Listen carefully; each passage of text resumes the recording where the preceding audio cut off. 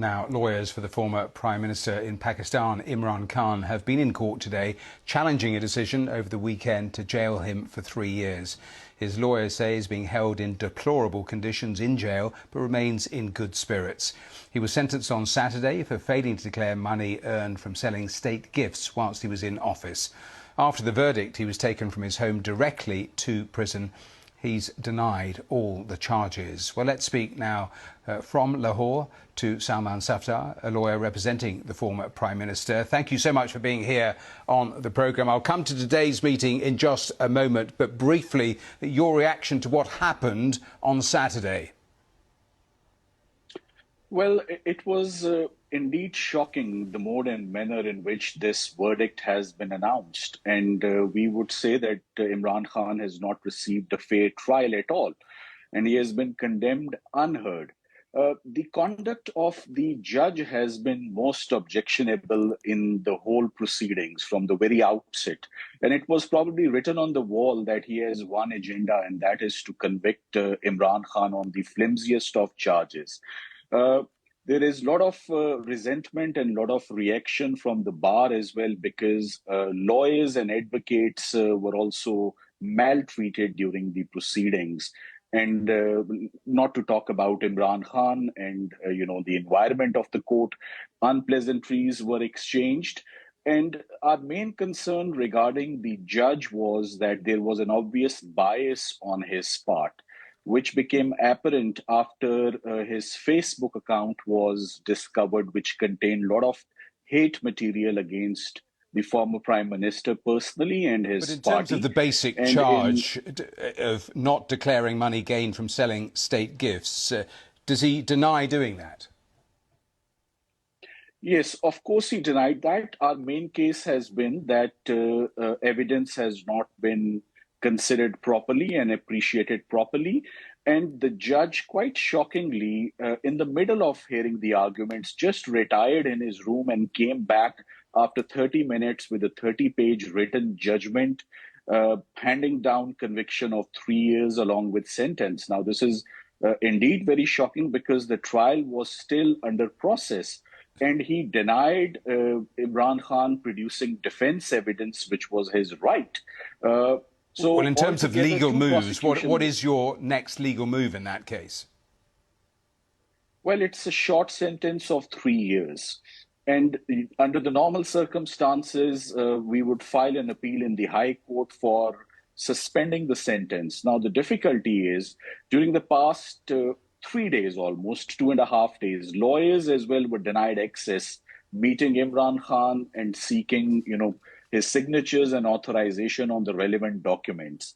He has been taken away 300 kilometers away from Lahore, kept in Attak jail in the most inhumane conditions, with denial of access to his lawyers, to his family. And today, but members of your team have met him today, haven't they? Yes, finally, this happened today at 4 o'clock. And this was an interaction where our client revealed the conditions in which he's being kept. He signed the papers. He's being kept in a tiny room with deplorable conditions. There is no ventilation in the washroom, and there is a lot of mosquitoes, a lot of insects crawling in the room. And this is Class C condition, which is being given to him, or of course deliberately, just to settle political scores with him, but he's resolute and in high spirits. Now, Imran Khan, only a couple of days ago, called for peaceful protests. He said people shouldn't sit quietly in their houses, and there's been no sign of that. Is that an indication that his support there in Pakistan has effectively dwindled? Perhaps the support has been silenced, I would put it that way. He's still one of the most popular leaders in Pakistan, with 80% of the masses supporting him.